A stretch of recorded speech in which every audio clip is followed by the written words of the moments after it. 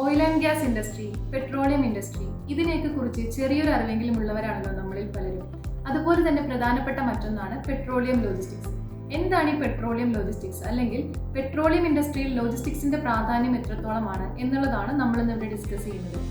ഭൂമിക്കടിയിൽ നിന്ന് അല്ലെങ്കിൽ കടലിനടിയിൽ നിന്നും റിസർച്ചേഴ്സും സയന്റിസ്റ്റും ജിയോളജിസ്റ്റും ഒക്കെ പലതരത്തിലുള്ള അഡ്വാൻസ്ഡ് ടെക്നോളജീസ് യൂസ് ചെയ്ത് എക്സ്പ്ലോറേഷൻ ചെയ്ത് കണ്ടെത്തുന്ന റിസർവയറിൽ നിന്നും ഡ്രിൽ ചെയ്ത് അല്ലെങ്കിൽ പ്രൊഡക്ഷൻ ചെയ്തെത്തിക്കുന്നതാണ് ക്രൂഡ് ഓയിൽ എന്ന് പറയുന്ന ഉൽപ്പന്നം. ഇങ്ങനെ കണ്ടെത്തുന്ന ഈ ഒരു ക്രൂഡ് ഓയിലിൽ സൾഫർ മുതൽ മണൽ വരെയുള്ള 100-ൽ പരം മാലിന്യങ്ങൾ അടങ്ങിയിട്ടുണ്ട്. അപ്പോൾ ഇതിനെല്ലാം ഒരു റിഫൈനറിയിലേക്ക് കൊണ്ടുവന്ന് അതിൻ്റെ പ്രോസസ്സിംഗ് എല്ലാം കഴിഞ്ഞ് ഇംപ്യൂരിറ്റീസ് എല്ലാം അവോയ്ഡ് ചെയ്ത് 100% ക്വാളിറ്റിയുള്ള പെട്രോളിയം പ്രോഡക്റ്റുകളാക്കി വിപണിയിലേക്ക് എത്തിക്കുന്നുണ്ട്.